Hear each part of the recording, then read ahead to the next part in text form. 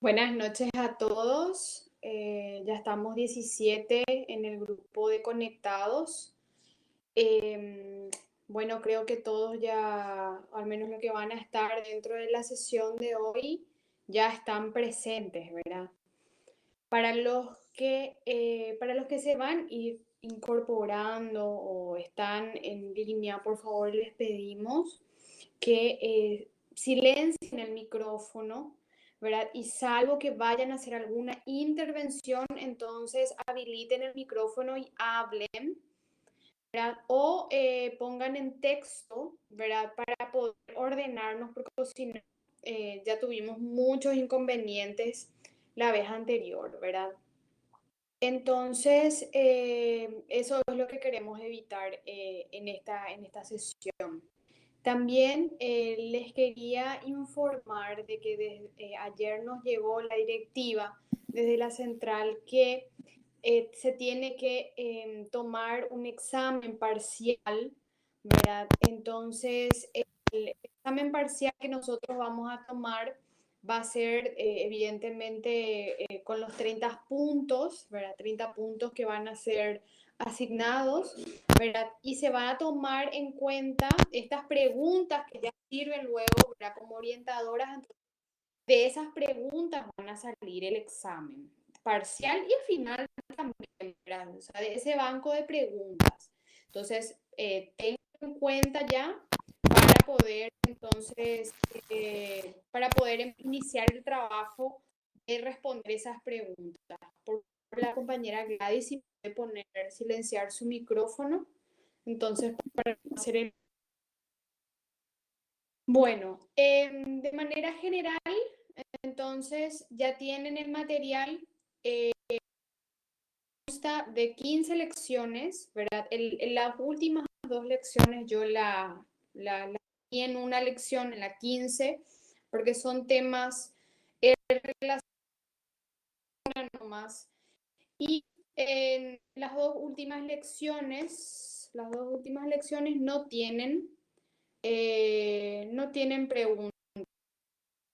Son temas muy técnicos, muy, muy, muy, muy técnicos, entonces no les voy a, o sea que en otras materias ya lo van a dar, tanto los de derecho como los de empresariales, entonces van a tener la oportunidad de profundizar, así que no me preocupa que ahora mismo no lo tengan así en detalle ese conocimiento, lo que más adelante lo van a estar volviendo a reforzar. Con lo que ustedes sepan lo básico de esas lecciones, yo ya estoy conforme, porque el avance del conocimiento en esta área tiene que ver con lo básico. Entonces, primero lo básico y luego vamos a reforzar, por ejemplo, en el módulo 2 de Derecho Civil Familia, así que no voy a exigir demasiado tecnicismo con respecto a esas lecciones que no tienen preguntas, ¿sí?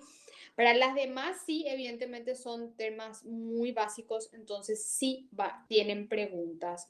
Entonces, para las personas que han notado que hay hay lecciones que no tienen, entonces esa es la respuesta.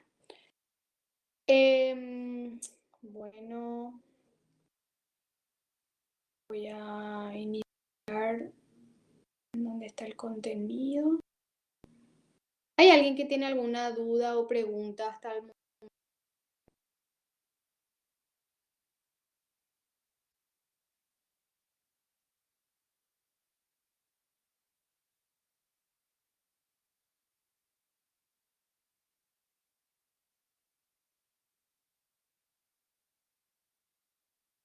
Nadie parece que tiene ninguna duda. Bueno, entonces vamos a iniciar. En la clase pasada estábamos hablando, ¿verdad?, de cómo surgió el derecho como una forma de control social, ¿verdad? Y habíamos hablado de que surgió como todo, ¿verdad? Surge por la necesidad. Entonces, en grupos pequeños, ¿verdad? No es muy difícil controlar, la conducta de las personas cuando, por ejemplo, tienen un lazo o de parentesco o de jerarquía, como son en las agrupaciones sociales como la familia, el clan y la tribu. La cuestión se vuelve más complicada cuando son extraños que no tienen ningún tipo de afinidad, ni parentesco, ni jerarquía, por la cual entonces se tiene que regir. Entonces es ahí donde nace el Estado con el conjunto de normas jurídicas, ¿verdad? Que lo que busca es justamente control social. Básicamente es eso. Entonces, el derecho, como dice acá nuestro material, ¿verdad? Los romanos ya habían hecho estudios, o fue la civilización, una de las civilizaciones que más han aportado en cuanto a la sistematización del conocimiento del derecho o del control social. Recuerden que la civilización romana tuvo varias etapas, ¿verdad? Entonces, evidentemente ellos llegaron a la etapa máxima de expansión con evidentemente las guerras de conquista y demás, y tuvieron en la fase del imperio, ¿verdad? La mayor cantidad de pueblos y naciones dentro de su poder, en donde evidentemente no le ibas a controlar con religión, no le ibas a controlar con normas éticas o morales, sino que la única forma de control era el derecho. Entonces ahí nació que había una especie de cuerpo legal o normas o reglas que eran aplicables para todos sin importar si eran ciudadanos romanos o no romanos, ¿verdad? Entonces eso es lo que hizo posible la convivencia de personas con creencias distintas, culturas distintas, idiomas distintos incluso, entonces eso es lo que dio el nacimiento y por eso es que la civilización romana es la que mayor influjo o colaboración nos dio para el desarrollo de lo que hoy es derecho, ¿verdad? Ellos lo definían como el arte de lo bueno y lo equitativo. ¿Por qué? Porque ellos referían de que cuando vos tenés un derecho es porque eso es lo bueno para lo bueno en sí, la esencia de lo bueno, ¿verdad? Y ellos lo denominaban con el término jus, ¿verdad? Que era empleado para determinar lo que era lícito, ¿sí? Entonces ahí nace la primera noción de hacer la asimilación de la idea de lo que es bueno, de lo que es legal. Entonces se entiende que lo que es legal es lo que está bien, ¿se entendió? Entonces, ya en el siglo, a ver, un poco, 16, ¿verdad? Empezó a utilizarse la palabra directum para identificar a normas que orientan la vida humana. Recuerden que el derecho es control social de la conducta, ¿sí? Entonces, a partir de ese momento, lo que se busca es con directum, ¿verdad? Es tener la noción de un camino recto, o sea, del recto vivir, ¿se entiende? Y el conjunto de normas de ese recto vivir era el directum, ¿sí?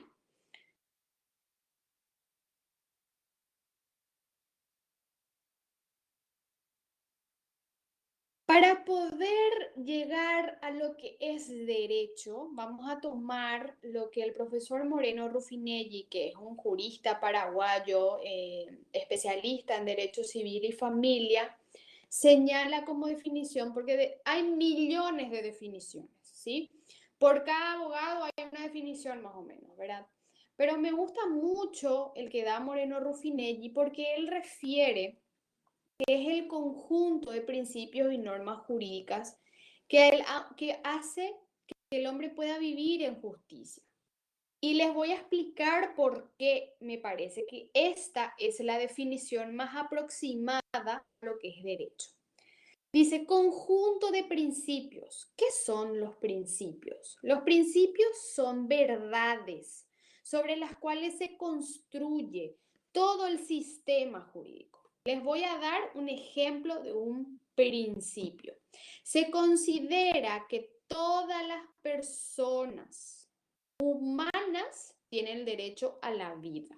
Entonces nosotros no vamos a ponernos a discutir si un nacido X, ¿verdad? Un niño nacido a las 18:46 en el hospital de Villa Elisa tiene o no el derecho a vivir. Nosotros ni nos vamos a poner a discutir con respecto a eso. Entonces, cuando hablamos de principios, nos referimos a esas verdades sobre las cuales no vamos a discutir más, ¿verdad? Y el derecho tiene ciertas verdades sobre las cuales ya no se discuten, como son los derechos y las garantías constitucionales, por ejemplo, el derecho a la vida, el derecho a la salud, el derecho al trabajo, el derecho a tener una familia, ¿verdad? El derecho a poder expresarnos libremente, ¿verdad? Entonces, esos derechos ya constituyen o se basan en ciertos principios de que todo ser humano, por el simple hecho de ser humano, ¿verdad? Ya tiene ganado esos derechos. Sabemos que a lo largo de la historia de la humanidad esto no fue así. De hecho, que los romanos, por ejemplo, reconocían entre ciudadanos y no ciudadanos, y los ciudadanos tenían ciertos derechos y los no ciudadanos no tenían ciertos derechos, e incluso sabemos de que hasta hace muy poco, ¿verdad? Había personas que no eran ni siquiera consideradas sujeto de derecho, o sea, ellos no tenían el derecho a la vida, al trabajo, las personas que vivieron en esclavitud. Entonces, evidentemente a eso se refiere. Entonces, los principios son las verdades sobre las cuales se construye todo el sistema jurídico, y las normas son efectivamente esos artículos que vamos a ir leyendo, ¿verdad? Que son los artículos que conforman las leyes, ¿verdad? Entonces, ¿y qué hace o qué es lo que se busca con la ley? Que eso también es muy importante. ¿Cuál es la finalidad del establecer un régimen jurídico? Se busca vivir en paz y en armonía y que ayuden a lo que es cumplir con el fin del Estado, que es el bien común. ¿Sí? Entonces, el bien común podemos alcanzar solamente si es que tenemos una convivencia pacífica y en justicia, en donde se le dé a cada uno lo suyo, ¿verdad? Y que no estemos en guerra perpetua, ¿verdad? Y acá hago una precisión, no está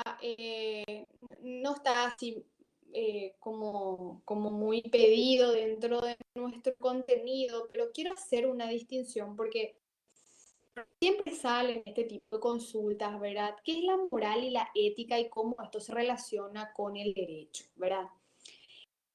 Y sí, tiene una relación porque digamos de que el derecho se nutre de la moral y la ética para poder en algún momento hacer un avance en lo que sería en instituciones jurídicas, ¿sí? Les doy un ejemplo. En algún momento del desarrollo de la humanidad, de la sociedad, ¿verdad? Por ejemplo, no estaba permitido el hecho de que uno se pueda divorciar o incluso de poder elegir con quién vos te querés casar o querés estar en pareja. Antes los padres eran los que te concertaban el matrimonio, etcétera, ¿verdad? Entonces, en vista a que ciertas personas, por ejemplo, se condujeron de tal forma, o sea, tenían ciertas creencias, yo tengo que tener la libertad de elegir con quién yo me quiero casar. Entonces, hoy día, por ejemplo, tenemos una normativa entre las esponsales, que es el compromiso, básicamente ese compromiso que vos asumís de que te vas a casar, ¿verdad? Por ejemplo, hoy día no sea demandable, entre comillas, ¿verdad? O sea, que no genera ningún tipo de consecuencia jurídica. O sea, si es que eh, tu novio o tu novia te dejó plantado, o sea, que tenían un compromiso y después deshizo el compromiso, vos no le podés mandar ni preso, no le podés hacer ninguna acción judicial, salvo, y acá ya hago la salvedad, ¿verdad? Salvo de que haya sido en plena boda y vos hayas pagado 100 millones de guaraníes por la boda y se habían comprometido a que esa persona evidentemente iba a contribuir, ¿verdad? Y esa persona utilizó, te llevó hasta a hacer ese gasto en perjuicio de tu patrimonio. Pero créanme que se tiene que trabajar muchísimo para poder llegar a eso. Porque las esponsales no generan un vínculo para resarcimiento, ¿sí? Entonces, de esa conducta, de las conductas morales, ¿verdad? O de las normas morales, porque son un conjunto de reglas, creencias, valores, costumbres que uno practica en su vida, ¿verdad?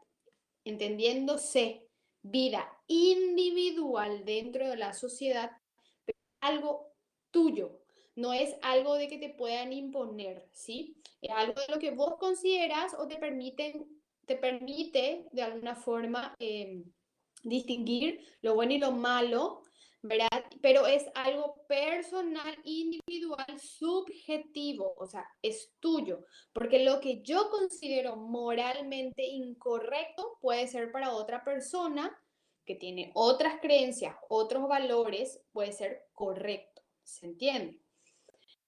Entonces, eh, entonces ahí cuando hablamos de las conductas morales, entonces nos referimos a esas normas, creencias o valores que lleva una persona para conducir su vida.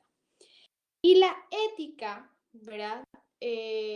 Sin embargo, consiste en normas de acción y ejemplificación de valores dentro de una comunidad. Entonces ahí es donde hablamos nosotros, por ejemplo, cuando decimos los abogados, no es ético que vos hagas esto, pero vos hablas como profesional. Ejemplo, no es ético que yo sea abogada de una parte y también tome contactos de asesoramiento a mi contraparte.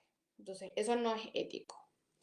O que yo quiera o pretenda litigar ante un juez que, es, que tiene algún tipo, ¿verdad?, de afinidad, o sea, no sé, somos de la misma familia o tenemos cierto grupo de amigos en lo que ejercemos algún tipo de influencia. Entonces, por amistad o por enemistad o demás, ¿verdad? Entonces, es una conducta que atenta a la ética profesional cuando nosotros estamos involucrados en casos en donde podríamos ser tachados de parcialistas, ¿verdad? O que tengamos algún interés. Entonces, entonces, las reglas éticas generalmente ejemplifican los valores en una sociedad o de lo que se espera o lo que espera la comunidad de ese profesional o de cierto tipo de profesionales, ¿verdad? Y son normas entendidas por un grupo humano, por eso les hablaba yo de un enquencle profesional. Lo mismo los médicos, lo mismo los abogados, los todas las profesiones tienen sus normas éticas a seguir, ¿verdad? ¿Verdad? Sobre la base de un reconocimiento generalmente recíproco, ¿verdad? Y la ética empieza donde termina el derecho. ¿Por qué? Porque hay veces de que el derecho permite ciertas cosas, ¿verdad? Pero es correcto o se ve mal, ¿verdad?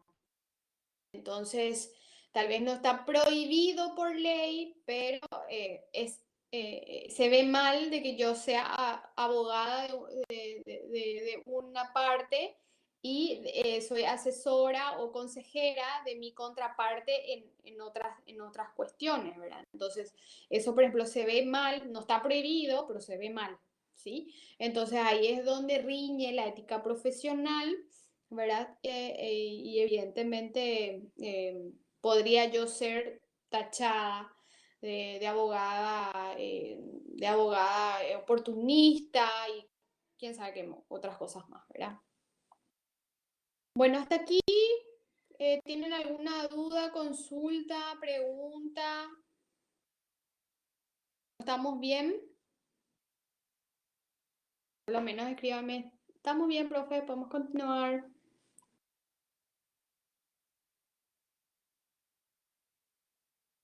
Ok. ¿Se me escucha bien? ¿Me ven bien? Todo. Ok, perfecto. Ahora vamos a hablar sobre la clasificación del derecho. Y acá les voy a, les voy a decir que básicamente no es que el derecho en estos aspectos sea distinto. Es como cuando tenemos que, imagínense que es el derecho, ¿sí? Y no, esto sea el derecho. Y no va a ser lo mismo verlo desde este anteojo a ver esta misma cosa desde un anteojo de sol o desde un anteojo con mucho aumento. Entonces, digamos que cuando hablamos de la clasificación del derecho no nos estamos refiriendo a una cosa distinta, sino que nos estamos refiriendo a un punto de vista distinto. ¿Se entiende? Eso es lo que yo quiero cuando vamos a tocar la clasificación. Entonces, cuando hablamos que estamos ante un derecho objetivo, nos referimos a ese conjunto de normas y reglas escritas que están en este cuerpo legal. ¿Se entiende? Entonces, cuando hablamos de derecho objetivo, nos referimos a ese conjunto de normas que están en las leyes, en la Constitución Nacional, ¿verdad? A ese tipo, a esas normas, ¿verdad? Que rigen la vida de los hombres, las relaciones de los hombres en sociedad. Entonces, ahí es ejemplo el derecho alemán, el derecho paraguayo, derecho argentino, etcétera, etcétera. ¿Se entiende? Y en contraposición es como, bueno, le cambias del lente transparente al lente de sol, ¿verdad? Y decimos que hay un derecho subjetivo, ¿verdad? Tenemos el conjunto de normas, pero el derecho subjetivo sería la facultad para poder pedir que se cumpla esas normas. ¿Entiende? Les voy a poner un ejemplo como para que sea más claro. En el Código de la Niñez y la Adolescencia, por ejemplo, existe un artículo, el 97, la obligatoriedad de los padres, ¿verdad?, de asumir el compromiso de manutención de sus hijos, ¿sí? La obligación de proporcionar alimentos, dice el Código de la Niñez y la Adolescencia, y les leo, dice. El padre o la madre del niño o adolescente están obligados a proporcionarle alimentos suficientes y adecuados a su edad. La asistencia alimenticia incluye lo necesario para el sustento, habitación, vestido, educación, asistencia médica y recreación del niño o adolescente. ¿Okay? Bueno, acá ¿qué dice? ¿Quiénes son los obligados? El padre o la madre. Bueno, yo quiero solicitar la prestación de alimentos o quiero que se solicite la prestación de alimentos del niño Juancito. Si yo voy a presentar eso en mi carácter de abogada, tengo que referir por qué yo estoy haciendo eso. Y tengo que identificarme. Bueno, yo, fulana tal, abogada, Karen Benítez, abogada, hago esto en nombre y representación de Juan porque yo soy su madre o la madre me contrató a mí o el padre me contrató a mí. Entonces, ¿a qué nos referimos con el derecho subjetivo? Para poder tener la facultad de poder pedir que se cumpla el artículo 97 para, ¿verdad? Para poder hacer el efectivo la asistencia alimentaria, yo tengo que tener lo que se llama legitimación activa, o sea, yo tengo que tener vela en el entierro, tengo que tener un interés, tengo que tener un vínculo. Entonces, si yo no soy ni profesional, que ejercen la representación legal del niño, yo no tengo nada que hacer ahí. ¿Se entiende? Entonces, es muy importante que entendamos. Por un lado está el derecho objetivo, que es esta norma del artículo 97 que yo les leí. Pero otra cosa es el derecho subjetivo, que es la facultad de hacer efectiva esta norma. que para eso tengo que, evidentemente, como ya les dije, o yo tengo que ser o contratada por el padre o por la madre que solicita, o, ¿verdad? Tengo que ser, no puedo ser. ¿Se entiende?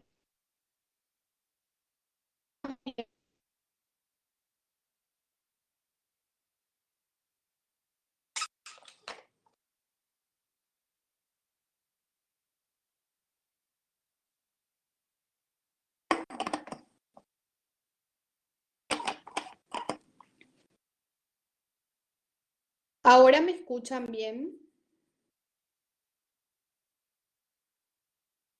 Ok, seguimos entonces. ¿Pero entendieron la noción de derecho objetivo subjetivo o lo repetimos?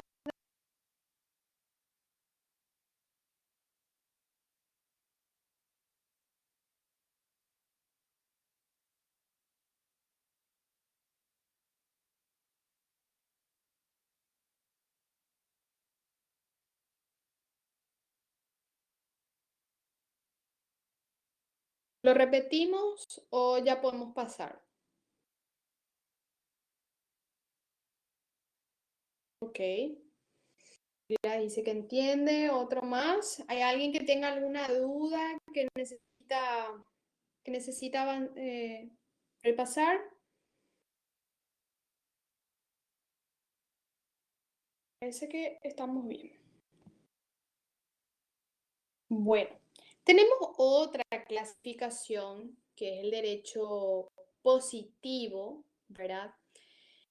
Y aquí lo mismo, aplicamos ese mismo sistema, ¿verdad? Es como que nos cambiamos de lente, el derecho sigue siendo el mismo, ¿verdad? Es el que se encuentra vigente ahora, en este momento, ¿verdad? Entonces, a ese le llamamos nosotros derecho positivo, que se encuentra vigente en un país, en un momento determinado, ¿verdad? Rigen a una sociedad en específico, ¿entiende? Entonces, no es, o sea, imagínense que nuestro código civil es del 1985. ¿Sí? El derecho positivo vigente hoy es la ley 1183/83, perdón, 85, ¿verdad? Pero antes de eso había otro derecho positivo. En aquel entonces era otro, por ejemplo, pónganse en 1984, 1980, eran otras las normas o las reglas que se podrían considerar como derecho positivo. Luego, con el cambio y en la adopción del Código Civil que hoy tenemos vigente, hoy nuestro código constituye el derecho positivo vigente hoy, que es ese conjunto de normas que están aprobadas o leyes escritas que están ahora aprobadas y vigentes y listas para aplicar, ¿sí? El derecho natural, sin embargo, ¿verdad? Es un derecho, ¿verdad? Que es independiente a que un Estado soberano lo apruebe o lo haga ley. Y por lo general hablamos, ¿verdad? Que existe, que son, forma parte del derecho natural, por ejemplo, lo que hoy consideramos como los derechos humanos, ¿verdad? El derecho a tener a la vida, el derecho a la salud, el derecho a la educación. Cierto que se plasmaron en leyes después, también se plasmaron incluso en el tratado, en la convención, la declaración de derechos humanos incluso, o sea, se le puso en papel, pero eso ya estaba antes. Ya era un sentimiento que ya o un desarrollo de ideas que ya lo estábamos teniendo desde antes, desde el inicio de la humanidad, ¿verdad? Ahora, de que algunos estados lo hayan reconocido o no, esa es otra cuestión, pero es algo que ya estaba antes. Entonces, por eso hablamos nosotros de que existe un orden superior inmanente. Dice que, esto lo decía Santo Tomás de Aquino, es la participación de la ley eterna, porque él hablaba que Dios establece una ley que tiene una ley, ¿verdad?, eterna, que es atemporal, que es buena y que trata a todo por igual y bastante dignificada.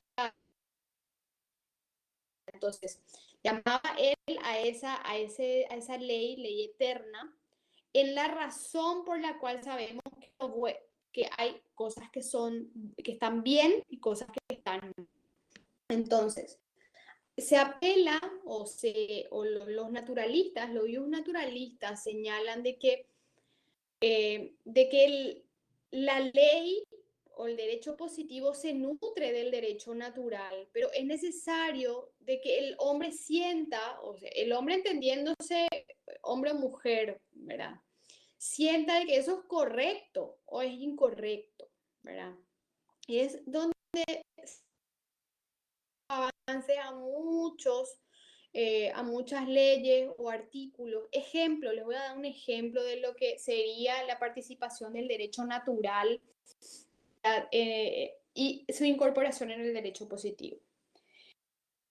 Había un sentimiento de que todos los hijos, ya sean matrimoniales o extramatrimoniales, deben ser considerados iguales independientemente de la forma en el cual se hayan relacionado los padres y hayan nacido o en el contexto de pareja que hayan nacido los niños, ¿sí? Entonces, podríamos decir de que ese principio, ese sentimiento que todos los hijos deben ser iguales o deben ser queridos igual o deben ser considerados y asistidos de manera igual, estaba dentro del derecho natural. Y posteriormente se hizo ley o su incorporación, se le incorporó en el derecho positivo y ya vamos a llegar a la lección en donde vamos a hablar sobre los tipos de hijos, ¿verdad? Y los tipos, así le puse los comillas, los tipos de hijos y cómo la ley ya no hace una distinción de hijo matrimonial o extramatrimonial. Todos tienen el mismo derecho de ejemplo, participar en la sucesión y de pedir su herencia o de ser asistidos, independientemente que sean matrimoniales o no matrimoniales. Anteriormente a la vigencia de este código, por ejemplo, solamente tenían derecho los hijos matrimoniales a solicitar, por ejemplo, la herencia. Imagínense qué injusto es, como si fuera que vos tenés la culpa o pediste de alguna forma estar en la situación, ¿verdad? Ser un hijo extramatrimonial y encima tenías otra vez así como una especie de inscripción acá, hijo extramatrimonial, como si fueras, no sé, el pecado, más o menos, ¿verdad? Entonces, ese tipo de vulneraciones hoy día ya se han abandonado en vista a de que existe ese sentimiento, ¿verdad? Que decimos nosotros que es el que guía y orienta a lo que conocemos como derecho natural, ¿verdad? Por eso hablamos en el punto siguiente de fuentes del derecho positivo, hablamos de que se nutre de la vivencia diaria. Entonces ahí vemos de que la costumbre, ¿verdad? Es una de las fuentes del derecho, de donde el derecho se inspira para poder hacer normas, ¿verdad? La ley, evidentemente, otras leyes, otras legislaciones de otros países, por ejemplo, también a nosotros nos inspiran a crear una ley especial para nosotros. La jurisprudencia, que es el conjunto de fallos repetidos que salen de los tribunales, ¿verdad? De nuestro país, que en ese mismo sentido se van dando las resoluciones de los jueces, entonces se hace ley, ¿verdad? En nuestro país la jurisprudencia no es vinculante, pero sí en Estados Unidos, por ejemplo, que tienen un sistema, se llama anglosajón, que es un sistema inglés, en donde por lo general se sigue el mismo sentido en fallos, ¿verdad? Acá nosotros, si bien, ¿verdad? No constituye ¿cómo se dice? Un asunto vinculante, o sea, si yo fallé en sentido A, yo no puedo exigirle a otro juez que falle en el mismo sentido, pero sí sirve para poder poner a consideración del juez este punto de vista, a ver si te gusta, ¿verdad? Básicamente eso. Y ya tenemos casos emblemáticos en donde, por ejemplo, ¿verdad? De los casos llamados de concubinos irregulares, yo le llamo, ¿verdad? La ley para poder ser considerados concubinos, ¿verdad? O ser,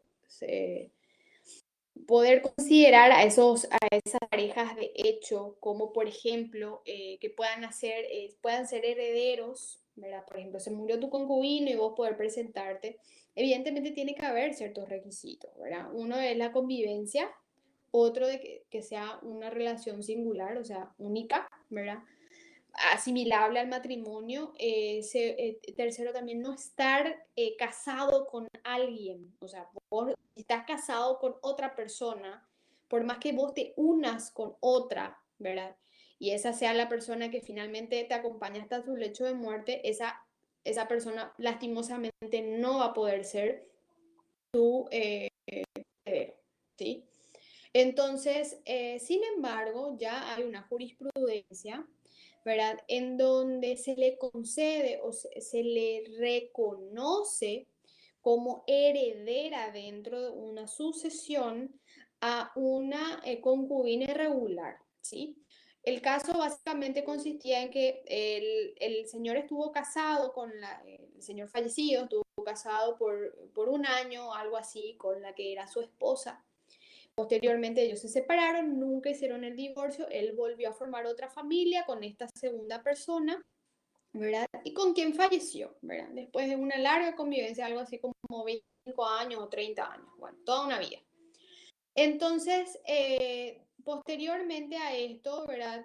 La esposa heredera y atribuirse los bienes que tenía su esposo.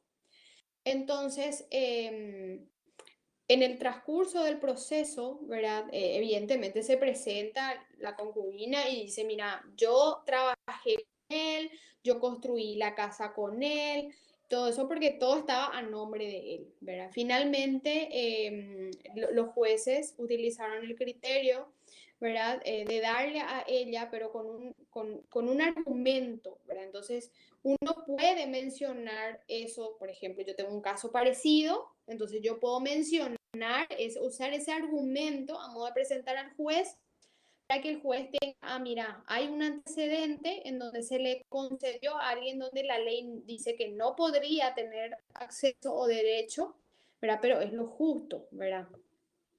Igual si hay, Rosalía, igual si hay hijos de por medio, yo puedo tener hijos con un tipo casado y vivir con él 20 años, ¿verdad? Igual no es concubinato, ¿sí? Porque uno de los requisitos es no estar casado con otra persona. Entonces, para las personas que, por ejemplo, tienen una relación con alguien que está casado o ustedes están casados, divórciense si es que lo que quieren es que la persona que tenga derecho sobre los bienes que compran, ¿sí? A tener mucho cuidado con eso porque se genera una situación, imagínate, esta señora, por ejemplo, después de 10 años recién pudo reconocer su derecho incluso sobre la casa en donde ella estaba viviendo. ¿Por qué? Porque legítimamente por ley su heredera era su esposa. Y para la ley ese matrimonio seguía a pesar de que ellos estaban separados. ¿Por qué? Porque nunca se hizo el proceso legal de disolución. Así que a tener mucho en cuenta eso, ¿verdad? Entonces, pero sí ya hay una jurisprudencia en la cual sí se pudo evidentemente tener en cuenta y hoy yo puedo utilizar eso a modo de presentar el caso al juez para que busque una forma, una salida y hacer justicia, ¿se entiende? Y después está la doctrina, que es el estudio que realizan las personas eruditas, ¿verdad? O sea, los juristas, ¿verdad? En todos los pueblos, en todos los tiempos, porque ella proviene de perdón, es el estudio de las personas eruditas sobre algún tema específico en el derecho, o sea, los juristas, ¿sí? Gladys, ¿puedes habilitar tu micrófono y hacernos la pregunta?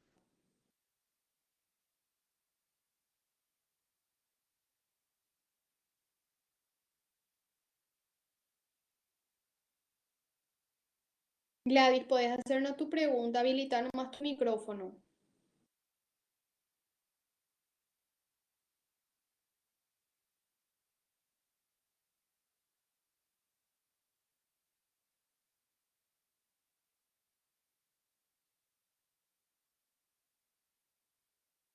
Bueno, parece que Gladys se arrepintió. Bueno, sí, ahí está, Gladys.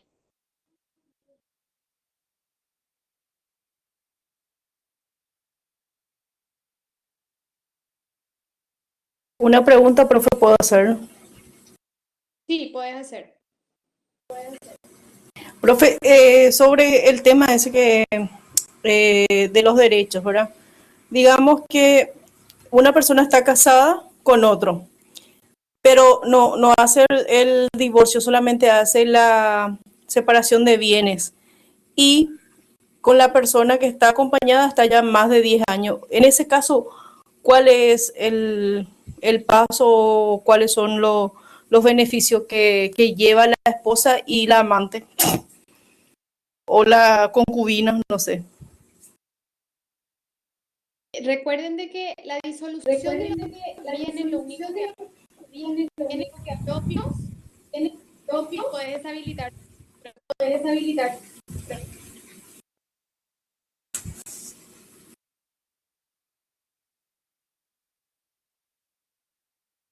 La, habla de una circunstancia muy particular en donde dos personas están casadas, pero lo que han llegado solamente a disolver la comunidad de bienes, o sea, esa común que hay en la ley que cuando uno se casa. El subsiste. Entonces, lo que pasa es que la persona, o sea, si por ejemplo vos compras la casa, una casa, yo casada con otro, compro la, eh, compro la casa con mi concubino, yo tengo para que esa persona tenga derecho a esa casa. Yo necesito que esa persona tenga a su nombre también la casa, porque el matrimonio es lo que te genera o te da la posibilidad que recordemos de que no hay divorcio, solamente hay de que hay una separación de bienes. Bueno, acá me dicen de que se cortó. Bueno, le explico lo que planteó la compañera. La compañera planteó que subsiste una unión matrimonial, que hay una separación de ese matrimonio, no llegó al divorcio, pero sí llegó a repartir los bienes que tenía cada uno. Pero ¿qué pasa en el caso de que uno de ellos, de los esposos, forme una nueva pareja y los bienes que se van comprando, ¿verdad? Y le estaba explicando de que el tema de que te den derechos económicos a una unión, y por más que estás más de 10 años, va a haber un problema porque jurídico entre los el entonces, cuando vos te casás, hacen dos tipos de derechos. No se me escucha bien, dice. Ahora me escuchan o siguen, no, o me siguen escuchando.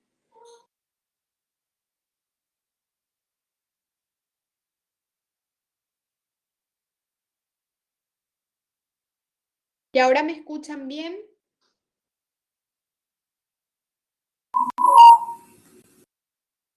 No escuché lo que dijo.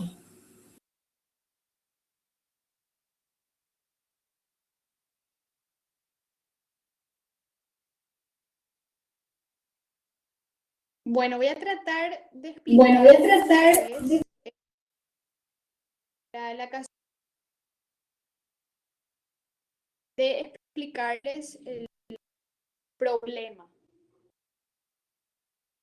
Entiendo que ahora ya me están escuchando.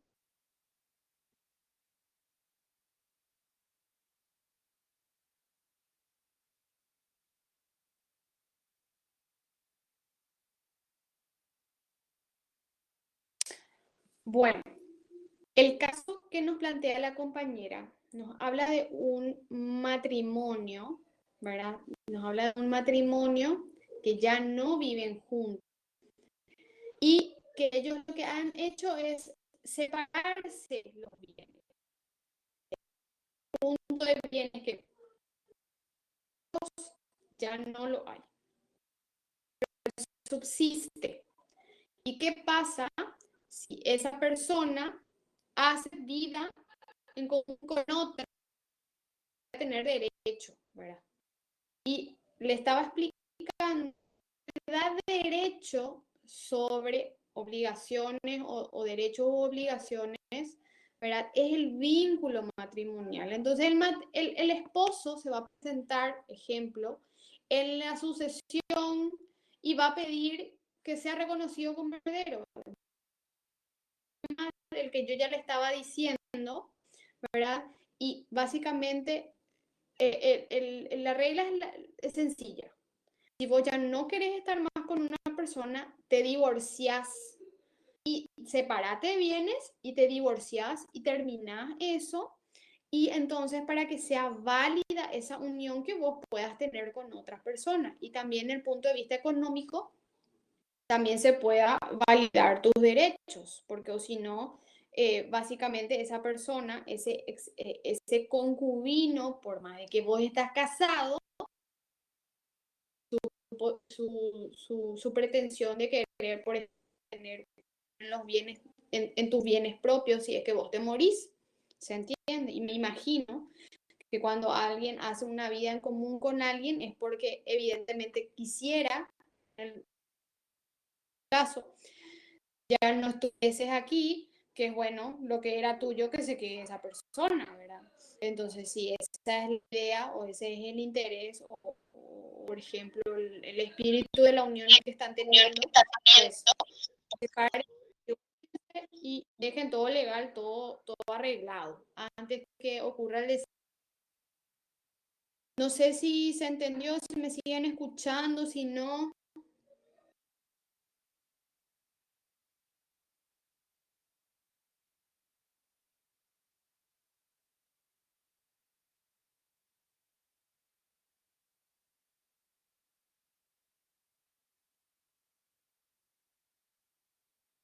Me dice que sale entrecortado.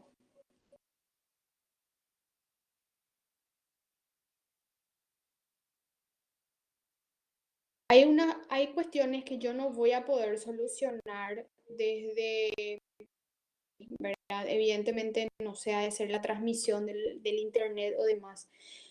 Lo que yo puedo recomendarles es que si, por ejemplo, en alguna parte no entendieron, pues vuelvan otra vez a la grabación que les voy a estar compartiendo, voy a estar subiendo también a YouTube, entonces lo pueden ver otra vez, porque se toma la parte de la grabación de yo estoy hablando, entonces ahí van a poder escuchar todo para no repetir una y otra vez, ¿verdad? Bien, igual tiene el derecho la persona que queda viva, sí, ese es, esa es la cuestión, o la esposa, o la pareja, ¿verdad? O el concubino o la concubina puede entrar. Imagínense que los bienes que uno tiene es como una torta, ¿sí? Y la torta, bueno, vos te morís, ¿verdad? Y la torta se parte la cantidad de herederos que vos tengas. Por ejemplo, tuvieron 2 hijos y estás vos. Entonces se parte entre 3 la torta, ¿sí?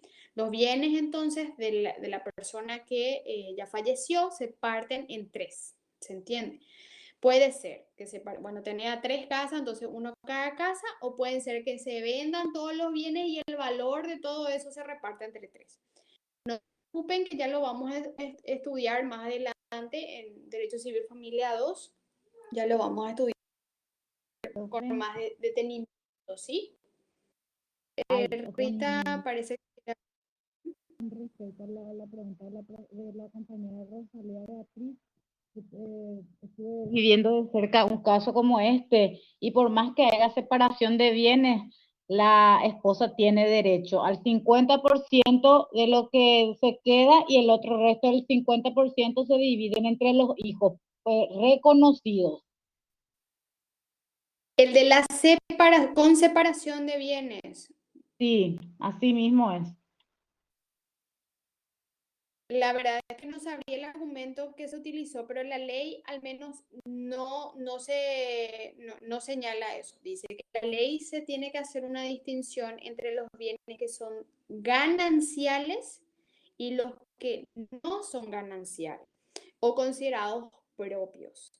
Y entonces sobre los propios participa el cónyuge y sobre los gananciales, pues evidentemente se tiene que hacer ese repartir 50% y ese del 50% que le corresponde al fallecido es lo que se parte. Tendría que ver el expediente para poder decirte, bueno, cómo es la consideración, porque sí puede haber, por ejemplo, de que haya habido, por ejemplo, que suponte que hicieron la separación, pero la granja estaba a nombre de los dos. Entonces, en ese caso, evidentemente, había comunidad de bienes y tenía, a pesar de que cada uno era dueño, o sea, eran dueños conjuntos de un inmueble. Entonces, evidentemente, eso se tiene que partir. Entonces, la parte del fallecido, evidentemente, queda también a la otra, la que tiene el condominio con él, que podría ser un extraño, pero en este caso es la esposa. Entonces, la esposa se queda, ¿sí? Por eso no que podría haberse dado, pero en realidad los bienes propios, o sea, de los bienes propios es lo que participa el esposo más los hijos, o incluso puede ser el esposo con los padres, depende un poco de la cantidad. El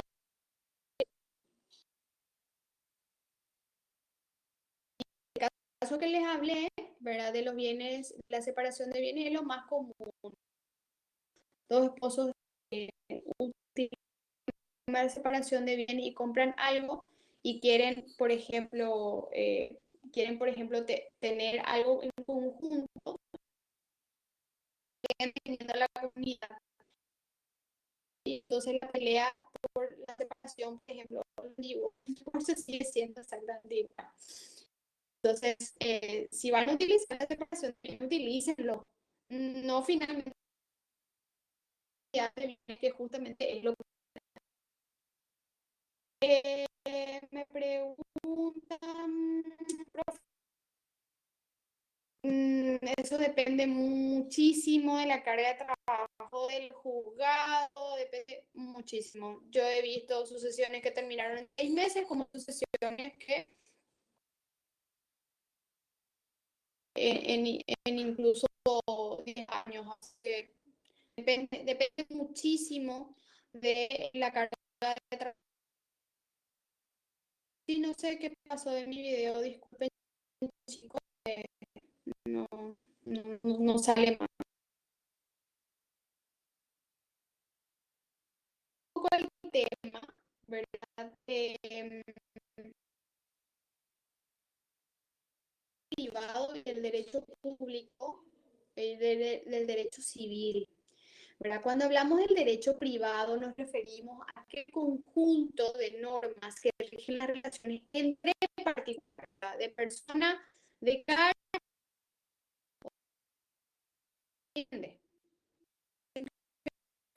Ahora me están escuchando.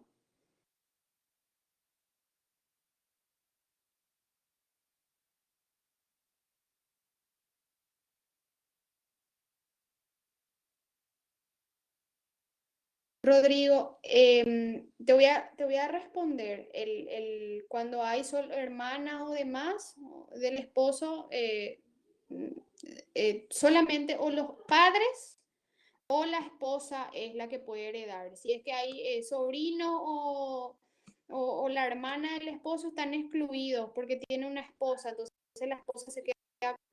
Eso haciéndolo rápido y pronto te explicaría más, pero no es la lección en la cual quiero desarrollar,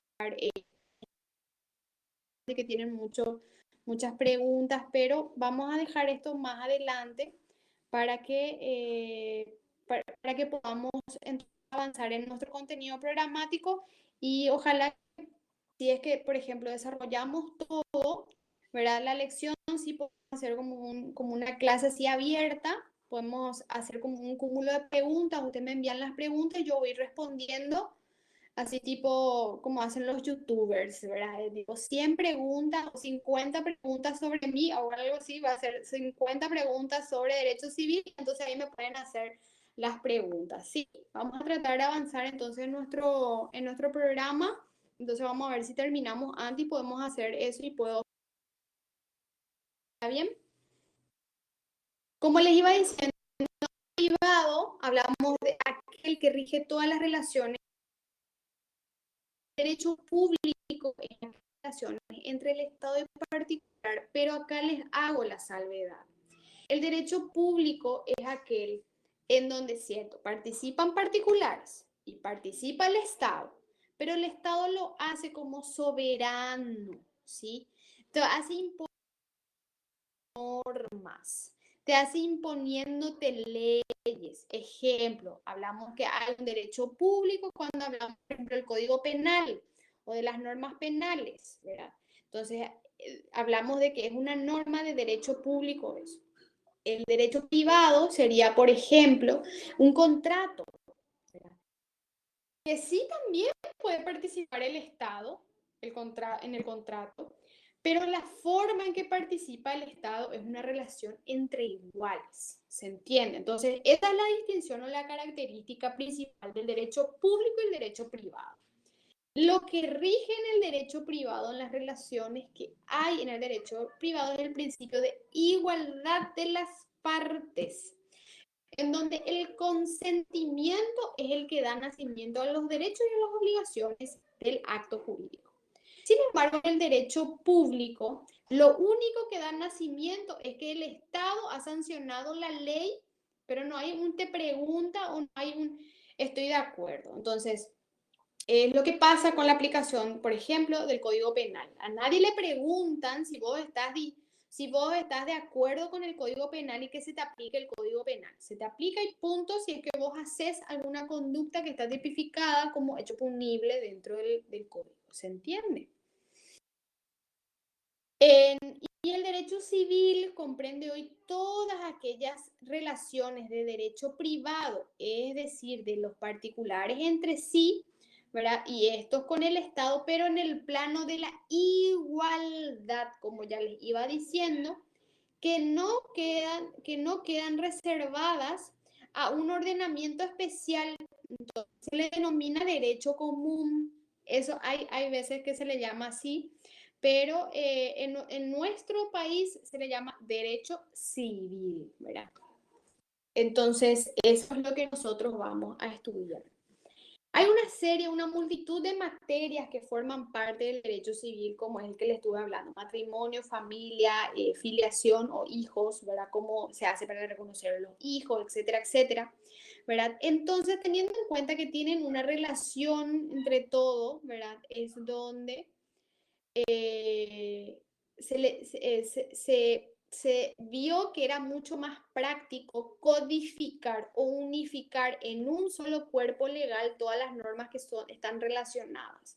Y es así donde tenemos nosotros el derecho civil y tenemos nuestro Código Civil paraguayo, que es acá el que les había mostrado mi codiguito ya todo bastante, como se dice, bastante ajado ya de tanto uso, pero básicamente lo llamamos así. Y de hecho que la ley que lo nombró o lo hizo vigente es la ley, les digo, la ley 1183 del año 1985, Código Civil Paraguayo, ¿sí? Ese es el que nosotros utilizamos. Y básicamente tiene en su interior, van a ver ahora, ¿verdad? Tiene en su interior varios libros, capítulos, ¿verdad? En donde básicamente se unifican en un mismo cuerpo legal, ¿verdad? Se unifican varias materias. En el libro primero, por ejemplo, van a encontrar todo lo que se refiere a las personas físicas, o sea, las personas como nosotros. En el libro segundo, todo lo que tenga que ver con hechos y actos jurídicos, los contratos, los accidentes, el nacimiento, ¿verdad? Después, el, el libro tercero sí que entra en específico entre los contratos y otras fuentes de las obligaciones. Y también hablamos de los derechos reales o derechos sobre las cosas, también en el libro cuarto y en el libro quinto habla sobre la sucesión por causa de muerte, ¿sí? Entonces, como todo está relacionado, porque tiene que ver con derechos morales, como también con derechos patrimoniales, entonces se unificó todo en un mismo lugar como para que tengamos más organizado, ¿verdad? Entonces, ese es el derecho civil y nosotros tenemos también el sistema de codificación. El sistema de codificación, ¿verdad? Básicamente consiste en la reunión orgánica y sistemática de todas las normas que están relacionadas, que es lo que nosotros hicimos, ¿verdad? En nuestro material van a ver ahora que nace en el siglo XIX, ¿verdad? Especie de despertar, se dieron cuenta, tantas leyes tenemos, ¿por qué no unificamos todo en uno, las que se parecen o las que están relacionadas, en vez de tener 1000 leyes, entonces tengamos uno donde están todos los artículos y punto, sea más fácil, ¿verdad? Entonces, alguien tuvo la maravillosa, tenemos dos escuelas, las tradicionales y las modernas, que propugnan la importancia de hacer la unificación de los cuerpos legales, ¿verdad? Y ahí es donde rige desde el 87, consta de un título, ¿verdad? Preliminar y 5 libros, ¿verdad? Y de dónde viene o cuáles son sus antecedentes del derecho consuetudinario, la legislación española, americana, la legislación paraguaya independiente, las que fueron apareciendo después, y las codificaciones del derecho positivo nacional que teníamos en aquel momento.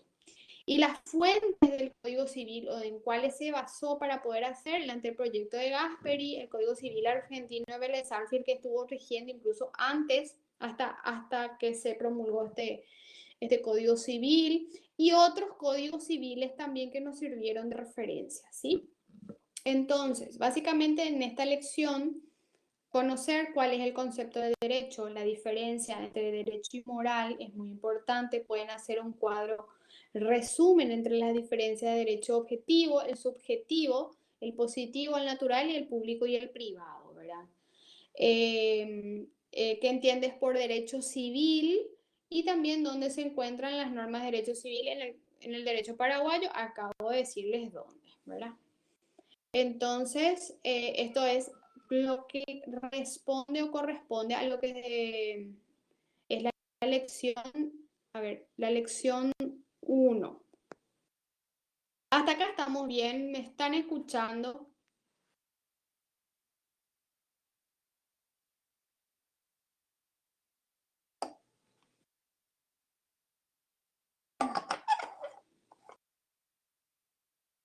Perfecto. Bueno, seguimos entonces. La lección 2. Como ya les había dicho, ¿verdad? De que el derecho se nutre, o cuando hablamos de fuentes del derecho, así como dice la fuente, el origen, de dónde lo que viene, es lo que quiere decirse. ¿Sí, pa? ¿Dónde se encuentra qué cosa? No entiendo, Débora, ¿a qué te referís?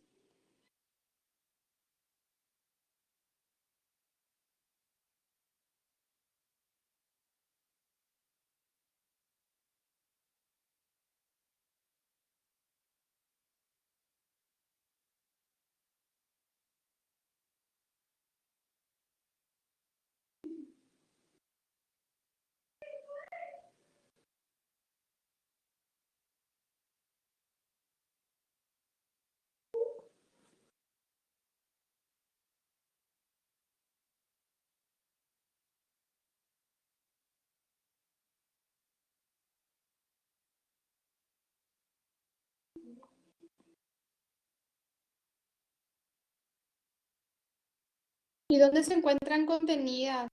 Está en el material, la pregunta.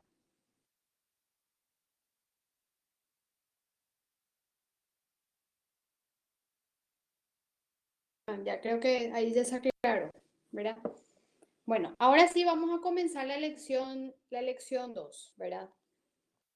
Hablamos en la lección 1 de las fuentes del derecho, ¿se acuerdan? La costumbre, la jurisprudencia, la doctrina, ¿verdad? Entonces, cuando hablamos de la fuente del derecho, ahora vamos a basarnos netamente en una, que es la ley, ¿sí? Y la ley es la principal fuente del derecho, también denominada norma jurídica. Técnicamente la ley es la norma de conducta general establecida, obligatoria, ¿verdad? Dictada por la autoridad competente, con miras al bien común, como ya les había dicho. ¿Cuál es el órgano, el poder del Estado que elabora las leyes? Es el poder legislativo, ¿sí? Ténganlo eso siempre presente.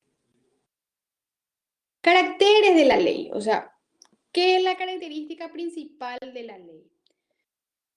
Tenemos la generalidad, porque no dice Karen Benítez puede tener nombre, no dice. O no dice, por ejemplo, el artículo que le había leído, el 97, dice el padre o la madre del niño, pero no dice el niño, ¿verdad? El nombre del niño, no dice el padre y la madre de Juancito están obligados a proporcionarle alimentos. Es de carácter general la redacción para que pueda ser aplicado a una multitud de casos, ¿se entiende? Es obligatorio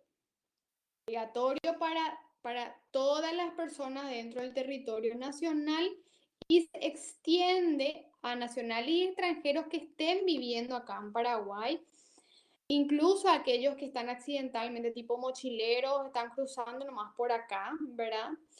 Entonces, es obligatorio y se va de la mano con el tercer carácter, que es la coercibilidad, de que es cumplimiento obligatorio y que te pueden obligar a cumplir también. Es decir, que te puede ir a la policía o se te puede hacer un proceso legal para que vos cumplas con lo que dice la ley dictada por la autoridad competente, que ya les dije, el poder legislativo, y orientados al bien común, porque lo que se busca es de que todos tengamos cada uno lo suyo y entonces y no tengamos que estar haciendo también justicias por manos propias. Porque si yo me voy a ir a atacarle a X porque yo considero que yo tengo este derecho, ¿verdad? Esa persona va a considerar de que yo lo que estoy haciendo es un ejercicio abusivo, entonces va a querer otra cosa, entonces, el Poder Judicial es el encargado de aplicar la ley, el encargado de hacer la ley es el Poder Legislativo, el Poder Judicial es el encargado. ¿Entendió? Con respecto a los pasos para la formación de la ley, ¿verdad? Esto está establecido en la Constitución Nacional. No voy a ser muy estricta con respecto al conocimiento o a que sea que ustedes tienen que saber por lo menos qué poder es el que hace o realiza la tarea de legislar, ¿verdad? Básicamente tiene 4 momentos, por decirlo así, de acuerdo a lo que señala la Constitución Nacional, ¿verdad? Primero, la iniciativa legislativa, que es el primer paso, que básicamente es plantear esa ley o esa propuesta de ley o ese proyecto de ley, ¿verdad? Por cualquier miembro del Congreso, a sus determinadas cámaras, ¿verdad? Ya sea diputados o senadores, ¿verdad? O incluso otro poder del Estado puede proponerle, ¿verdad? Y a través de puede proponer como ya sea la Cámara de Senadores o Diputados, pues entonces puede considerar si es admitible o no su pedido, ¿verdad? Entonces comienzan los estudios de la ley, de los alcances, de las respectivas comisiones, a modo de saber si es aplicable, si no está en contraposición de la Constitución Nacional, etcétera, ¿verdad? Comienza entonces la iniciativa.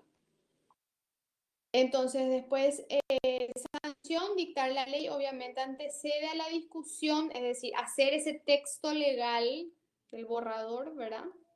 Luego se promulga, que es el acto por mediante el cual el Poder Ejecutivo pone en vigencia una ley una vez de que haya sido sancionada ante las cámaras ya sea de diputados y senadores, bueno, es aprobado en Cámara de Diputados, es aprobado en Cámara de Senadores, entonces pasa al otro paso que es la promulgación, que es cuando el Poder Ejecutivo puede aplicarla, ¿verdad? Decir, sí, estoy de acuerdo con esta ley, pues lo promulgo, o sea, es como un visto bueno que da el Poder Legislativo, puede hacerlo en parte o puede hacerlo totalmente. O vetarla, ¿verdad? Y después lo publica, ¿verdad? Las leyes no pueden ser exigidas a los habitantes si es que no reúne ese requisito de publicidad. Entonces se publica una ley, ¿verdad? Entonces se publica esta ley en la Gaceta Oficial de la Presidencia. Entonces a partir de ahí es de cumplimiento obligatorio para todos los ciudadanos. O sea, de que vos no te hayas enterado de que haya una ley nueva ya es otra cuestión. Se supone que a partir de que está en Gaceta judicial, oficial, voy a tener que estar enterado o estar buscando si es que se actualizó la ley con respecto a eso. Augusto pregunta, ¿ese proceso es para la renovación de una ley o para las leyes en sí? Es para la renovación de una ley. No, no existe la renovación de una ley, ¿sí? Me imagino que lo que vos querrías decir es cuando, por ejemplo, se hace una modificación de la ley.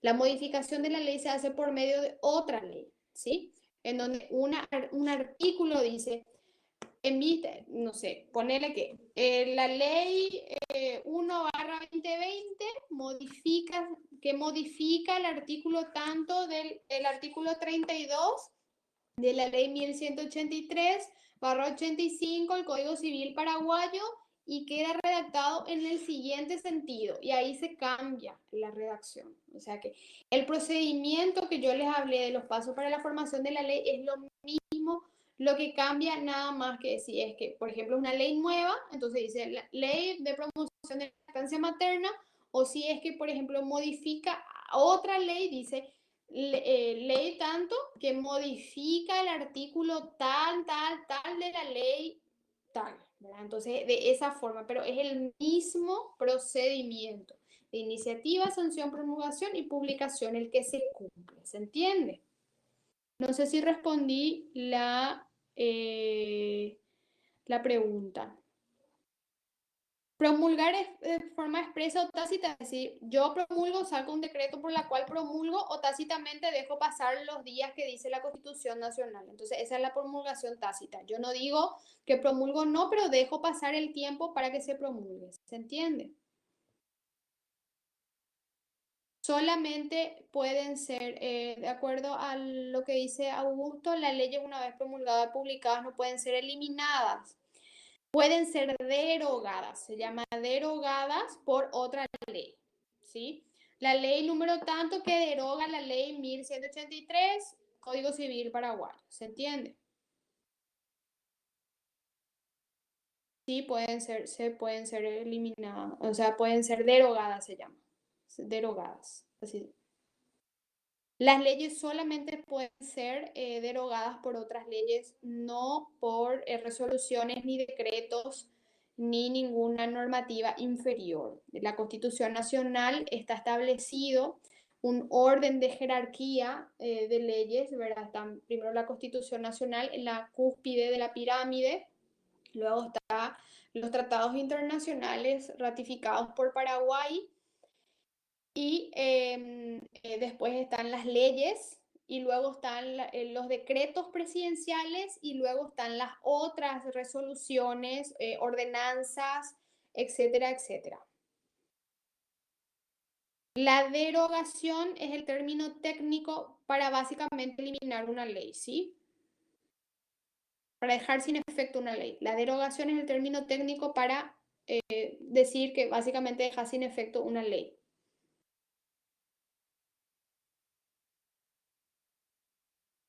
Ok.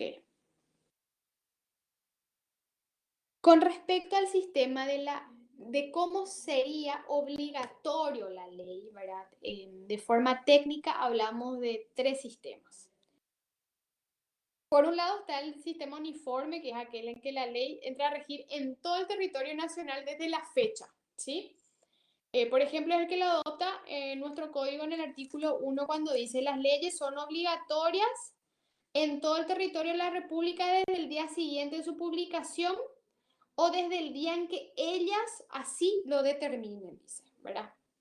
Que hay leyes, por ejemplo, como el Código Penal, que si bien se sacó en el 97, recién a partir del 98 recién empezó a regir, porque hubo un proceso de transición, porque nosotros cambiamos de modelo luego penal. Entonces, evidentemente se necesitó reeducar a todos los auxiliares de justicia, reorganizar los juzgados y una cantidad de cosas más. Entonces, evidentemente que se necesitó un plazo, el plazo de un año fue el que se utilizó en la aplicación de esa ley, ¿verdad? Parece que Emil se quiere hacer una pregunta. Bueno, profe, no, discúlpame, ahora me estoy conectando. Ya saco el micrófono. Ok. Bueno, ese entonces el sistema uniforme es el que nosotros aplicamos, al menos en lo que respecta a el Código Civil, ¿verdad? El sistema proporcional es el que entra a regir por distancia. Antes, cuando la información no era accesible ni había la posibilidad que hoy tenemos, ¿verdad? Se establecía, por ejemplo, acá a 50 kilómetros de la capital, rige a partir de tal fecha y acá a tantos kilómetros de la capital rige a partir de tal fecha recién. Porque como no había accesibilidad a la información, entonces esa era la forma más justa de poder aplicar una ley nueva, ¿verdad? Y después está el sistema mixto que básicamente une ambas, ¿verdad? Las leyes son obligatorias en la capital al día siguiente de su publicación y en el interior 8 días después haberse publicado. Eso era lo que ocurrió cuando se hizo la implementación del Código de Vélez-Sarsfield y ese es el sistema argentino. Nosotros tenemos, como ya había señalado, el sistema uniforme. Nosotros acá se publica toda la República. Está bien, salvo que la misma ley diga va a entrar a regir a partir de tal fecha, ¿sí? Parece que tenemos una pregunta, Augusto.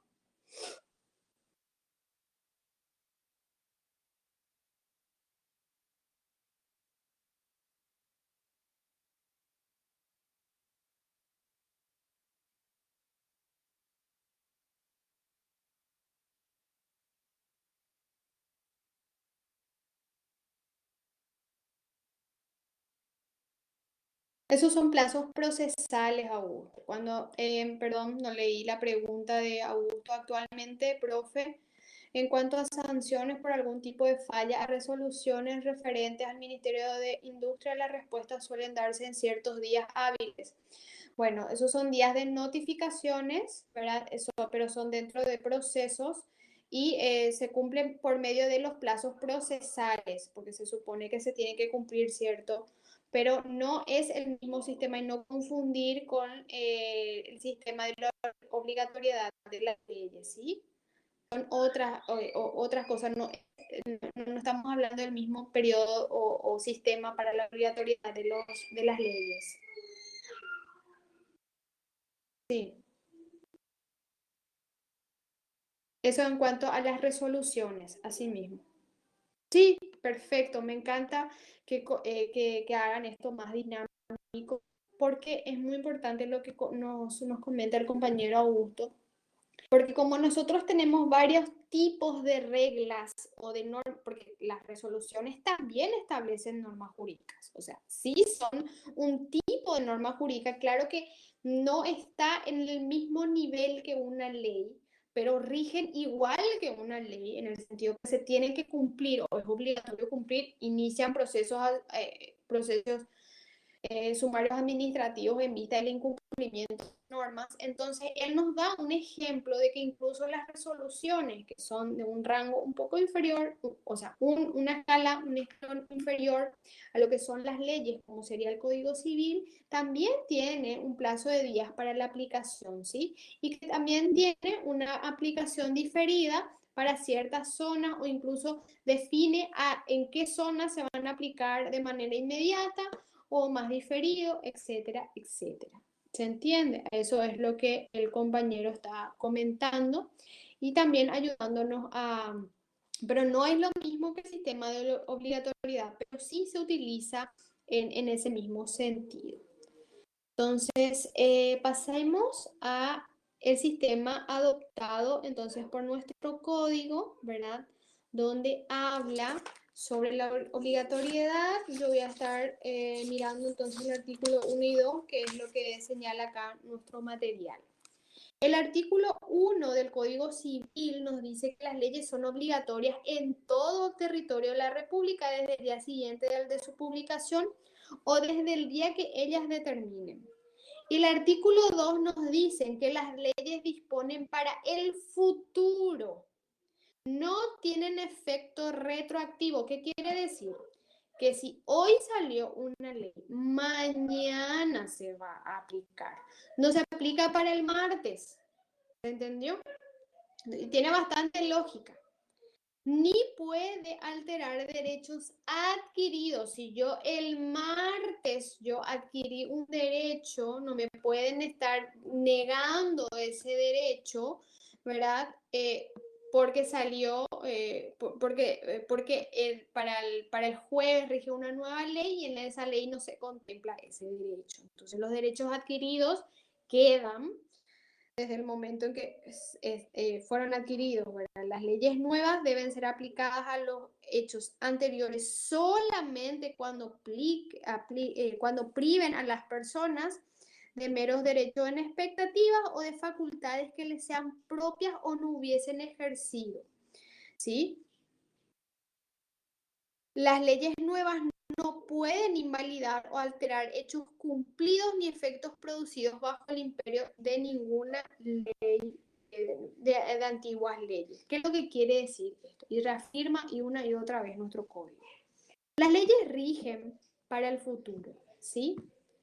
Y que exista una nueva ley no significa que te puedan a vos privar de un derecho que ya vos tenías antes, ¿verdad? Por ejemplo, vos tenías que haber causado vacaciones y te correspondía 12 días, ¿sí? Vos causaste vacaciones el martes, pero se modificó el código laboral y dice que no, que a partir de ahora los que tienen tu antigüedad van a tener 10 días nomás. Entonces, como vos ya causaste el martes y por más que la nueva ley rige el jueves y después del jueves recién vas a tomar vacaciones, ¿verdad? No te rige la nueva ley.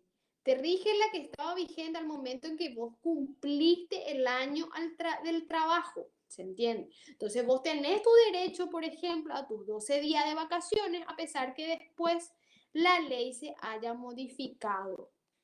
Porque vos no causaste vacaciones en esa fecha. Y se cumple en tu fecha de incorporación. Al llegar a esa fecha, al año de esa fecha, entonces vos tenés derecho a las vacaciones conforme a tu antigüedad. Eso es como a modo de ejemplo de que nadie te puede aplicar una ley nueva ¿cómo se dice? En tu perjuicio, ¿sí? Y tampoco entonces se afectan los derechos adquiridos. Entonces eso es muy importante tener en cuenta con respecto a la obligatoriedad, ¿verdad? Derogaciones de las leyes, que es justamente lo que estaba preguntando el compañero, ¿verdad? Las leyes no se dictan para que tenga vigencia permanente, son sancionadas para durar un periodo de tiempo para lo cual sean útiles o a los fines a los cuales han sido dictadas, ¿verdad? Nuestro código en el artículo 7 habla de la derogación de las leyes, preceptuando que las leyes no pueden ser derogadas en todo o en parte. Otras leyes que las pueden derogar expresa o tácitamente y esta vez pueden ser derogadas de manera total o parcial. ¿Qué quiere decir esto? Quiere decir que por otra ley puede decirse, en el último artículo puede decir, se deja sin efecto todos los artículos o todas las leyes o disposiciones que contrarien esta ley. Si esta ley contraria, por ejemplo, a otra, entonces se queda sin efecto, entonces esa derogación tácita. O, por ejemplo, dice taxativamente, entra en vigencia, a partir de la entrada en vigencia de esta ley, se deroga de manera total o parcial la ley, por ejemplo, Código Civil paraguayo en sus artículos 15 al 25. ¿Entiendes? Entonces existe esa forma, pero siempre, siempre, siempre, siempre, siempre es a través de una ley. Nunca puede ser por otro acto, que sea o decreto o resolución, no, tiene que ser por una ley. ¿Se entendió? ¿Hasta ahora estamos bien?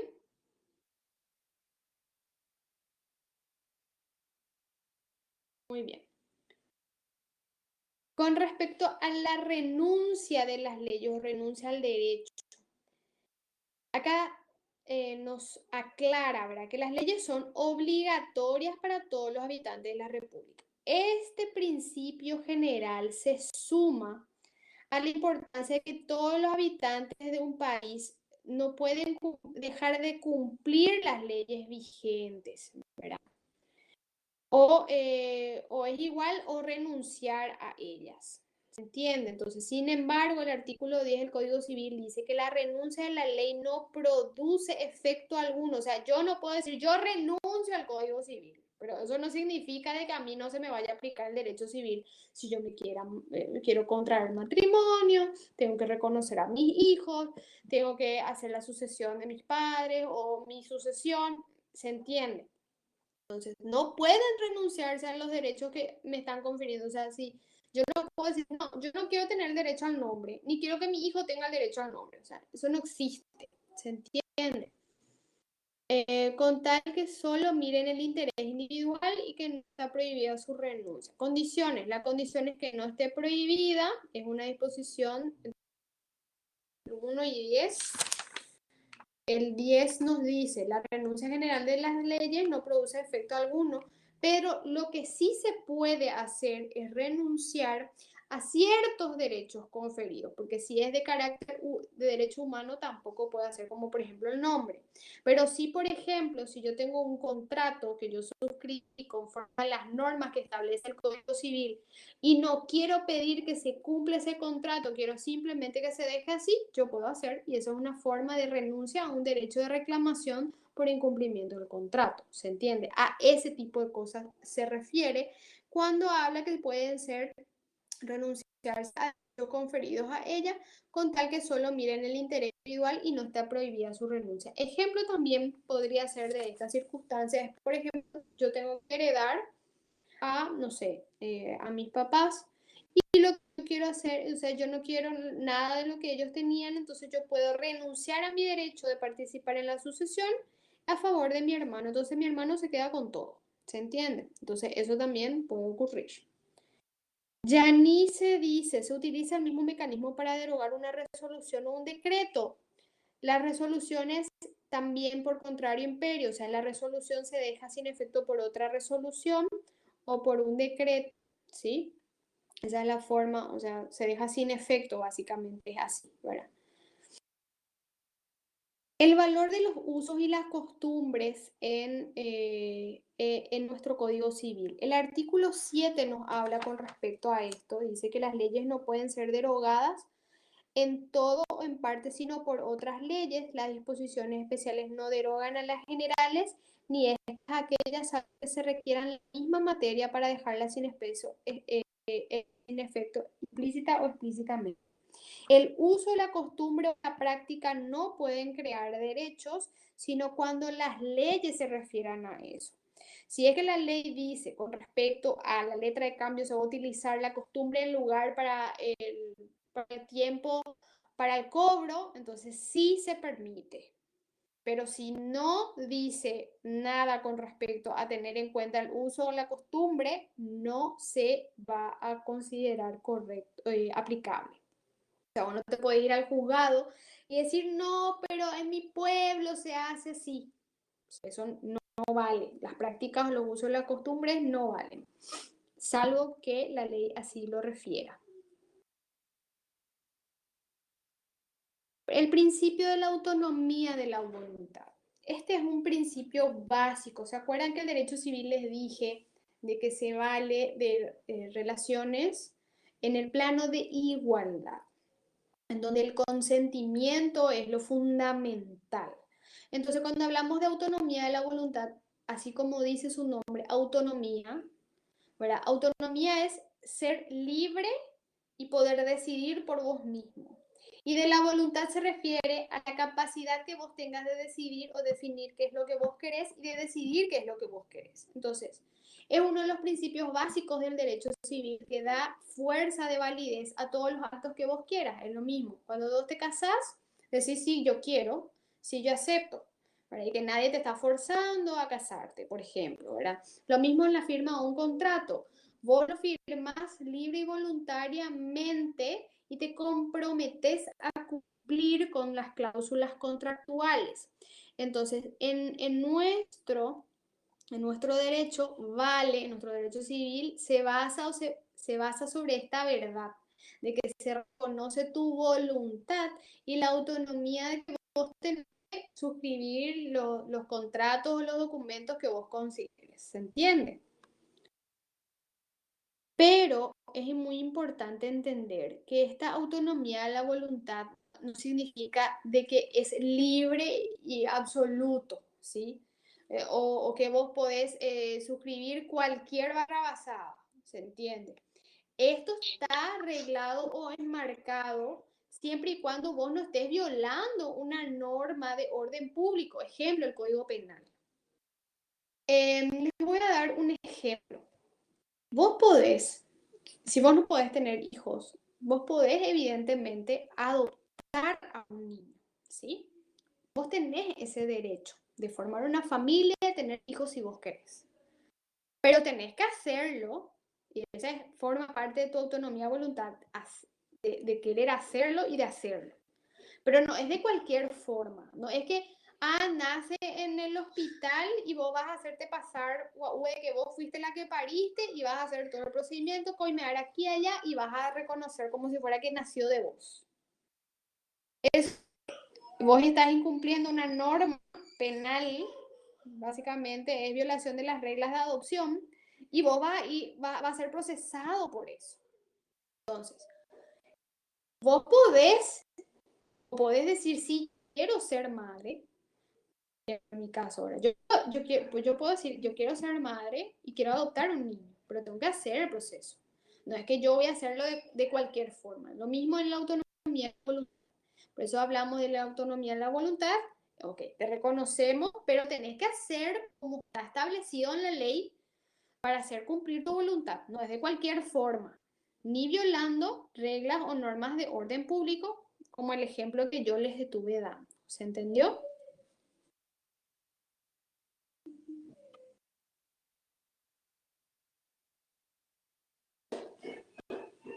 ¿Me siguen?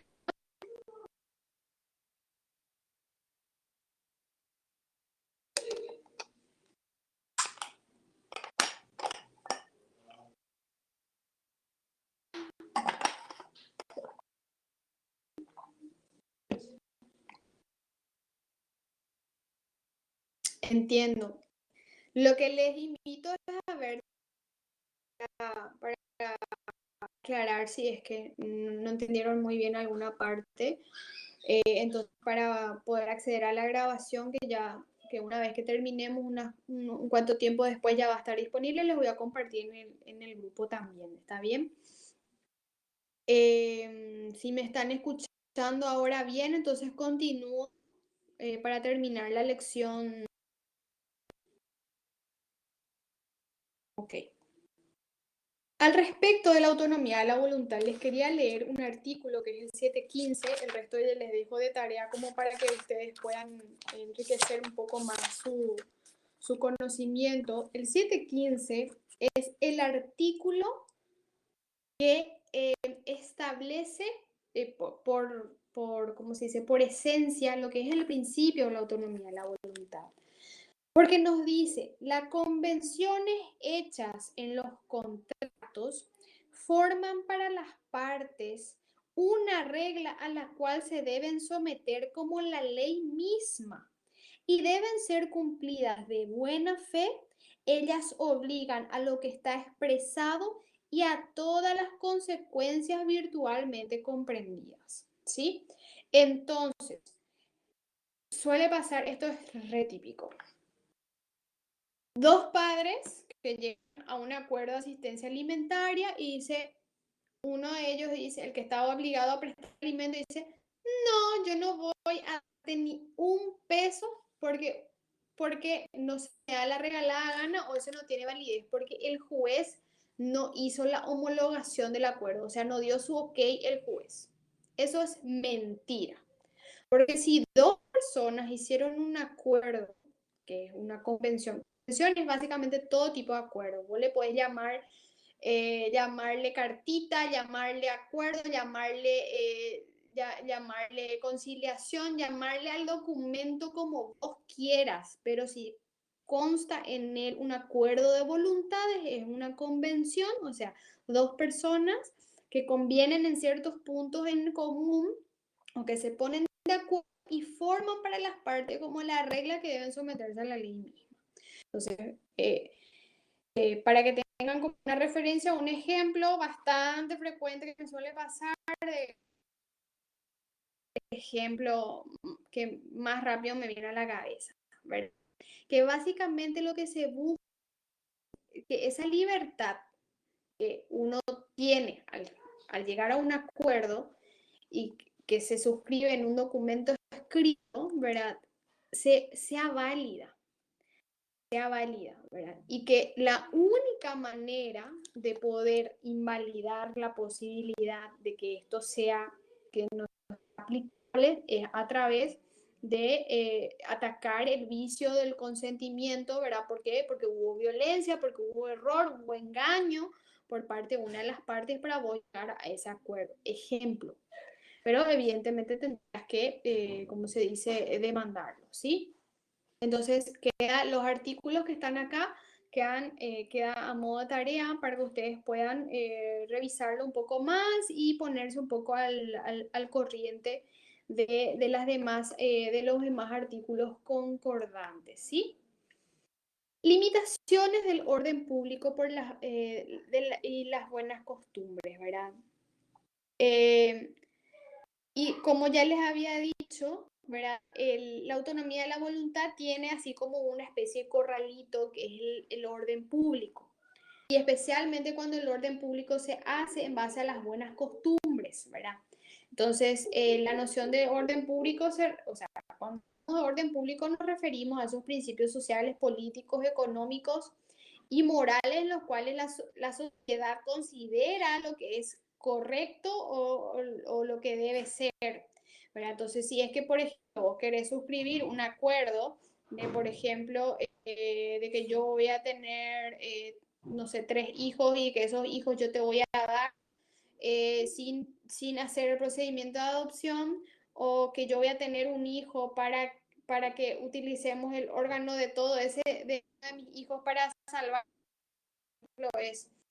está afectando una norma de orden público y también está afectando las buenas costumbres. ¿Sí? Entonces, lo que se busca es de que todo lo que tenga que ver con, bueno, sea, ¿verdad?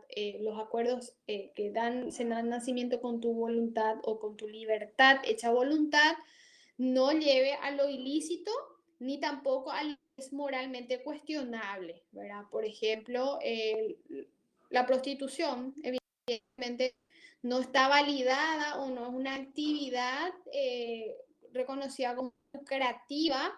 Por ejemplo, o sea, vos si te dedicas a la prostitución, emitís factura, pero decís a que tu actividad económica es cualquier otra cosa menos, o sea, no iba a decir fulana tal prostituta, ¿verdad? ¿Se entiende?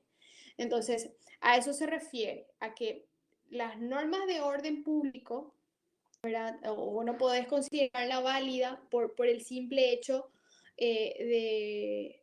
o una convención no puede ser considerada válida por el simple hecho de que solamente tu voluntad lo dio inicio, sino que además no tiene que ir de contramano de lo que es el orden público y las buenas costumbres. No sé si se entendió hasta acá.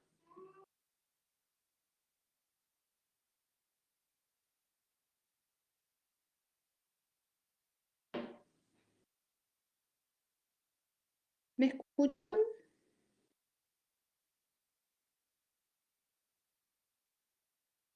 Ok, perfecto, perfecto, perfecto.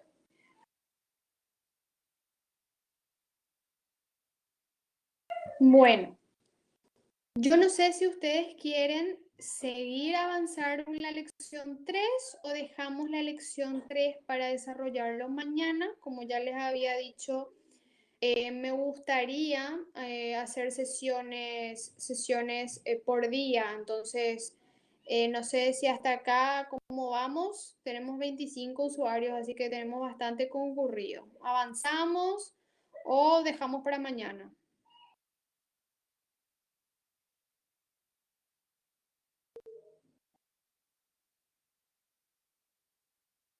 Bueno, Emilce, en la introducción del curso está con respecto al examen parcial y el examen final, ¿verdad? Con respecto a los días, todos los días vamos a tener todo y mañana vamos a definir qué horas es mejor.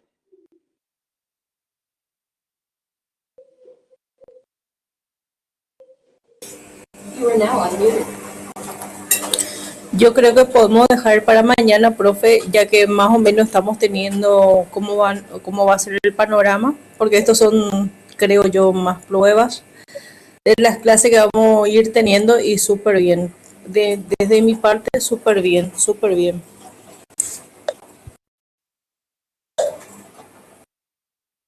Gracias, Gladys. Gracias, Gladys. Rosalía, yo envié al WhatsApp este material.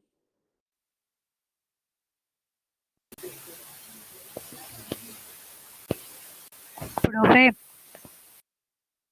Sí, Emilce. ¿me escuchas?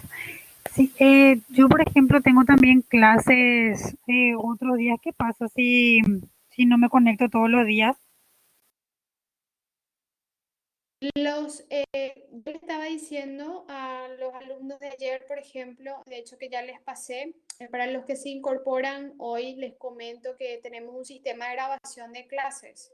O sea Ajá. que esta clase, por ejemplo, que tuvimos hoy, se va dentro de, creo que más o menos 2 horas tarda más o menos el sistema en generar un video de esto y esto yo lo subo y les paso el link para que ustedes puedan verlo. O sea, si ustedes mañana les coincide con otra materia, por ejemplo, no importa, ustedes van a poder ver esta clase mañana en el YouTube. Yo abrí también un espacio, ¿verdad? En la plataforma para que ustedes puedan hacer consultas. Ponele que, no sé, esta madrugada se les surgió una pregunta, pues entonces ustedes puedan poner en ese espacio la pregunta, entonces para que todos puedan observar y podamos contestar, ¿se entiende?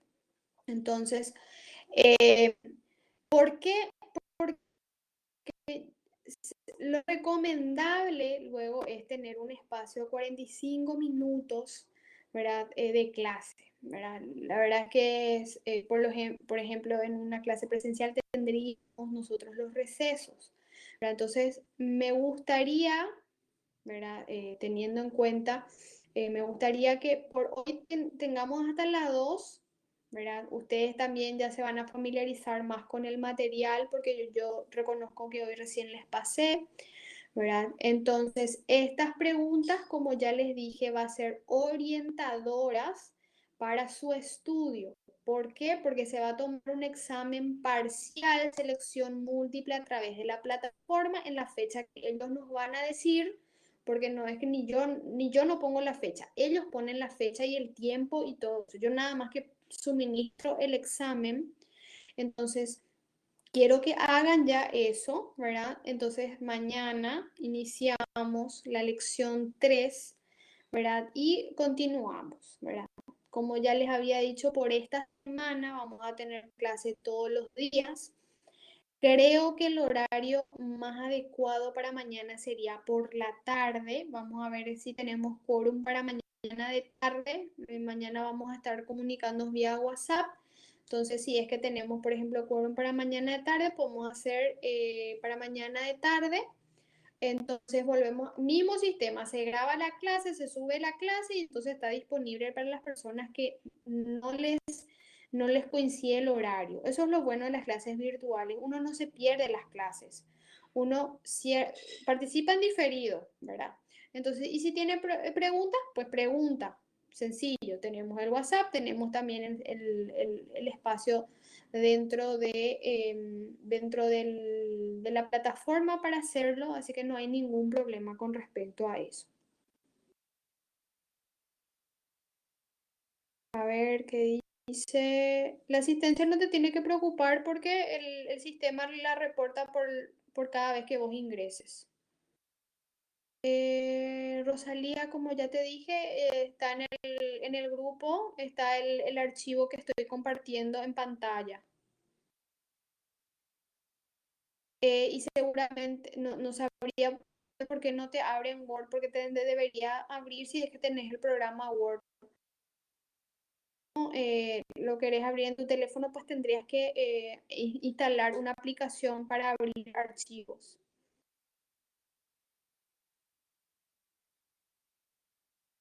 El libro, ¿a cuál libro te referís? Porque no, Ana María, ¿cuál libro? Tenemos nada más que este material, la Constitución Nacional y el Código Civil como materiales base. Al, hola, No, profe. Del Código Civil me refería, profe, el nombre del autor para que podamos conseguir o no, descargar. no hay un nombre del autor. Vos pones en Google Código Civil paraguayo y te va a salir. Es la ley 1183, ¿sí? Dale, gracias, profe. Ok. ¿Hay alguien que tenga otra duda o consulta?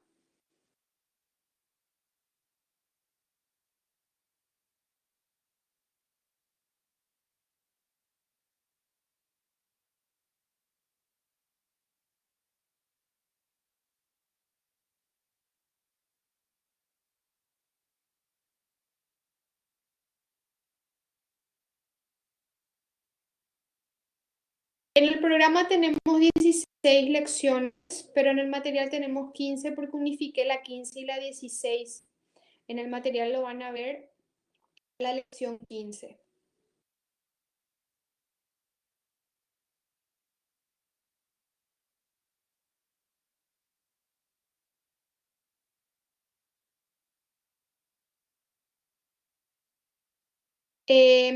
La verdad es que Augusto no sé si es que han actualizado en la plataforma. Te sugiero revisar el WhatsApp, que es lo que yo misma pude subir, porque yo ya comuniqué a la facultad, yo ya envié los materiales, pero no sé qué pasó la semana pasada, también me pasó lo mismo, no sé qué pasó. El archivo no tenía las preguntas, ¿verdad? Por eso yo te sugiero que bajes el material que yo te pasé, ¿verdad? En el WhatsApp. Sí, Débora, con respecto a las preguntas de las dos últimas unidades, no hay preguntas sobre las dos últimas unidades, nada más que vamos a desarrollar ese contenido. Ya les dije que eso ustedes van a estar desarrollando o profundizando en otro momento, en otras materias. Lo que me interesa es que conozcan lo que dice ahí. La comprensión de esos ítems es lo que me interesa. No están incluidos entonces dentro del examen.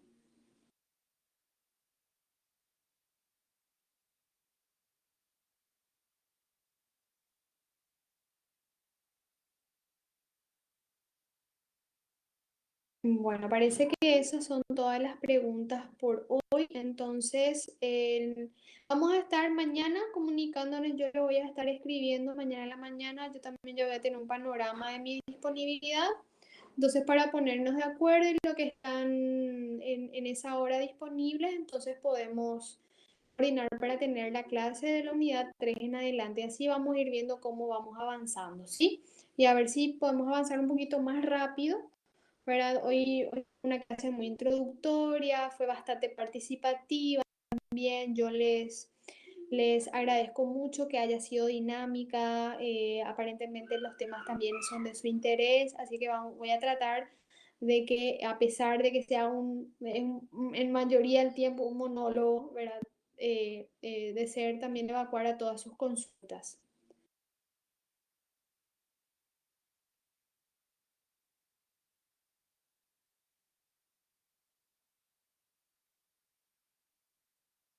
Bueno, gracias chicos. Nos estamos viendo entonces mañana y cualquier cosa a las órdenes. Hasta luego.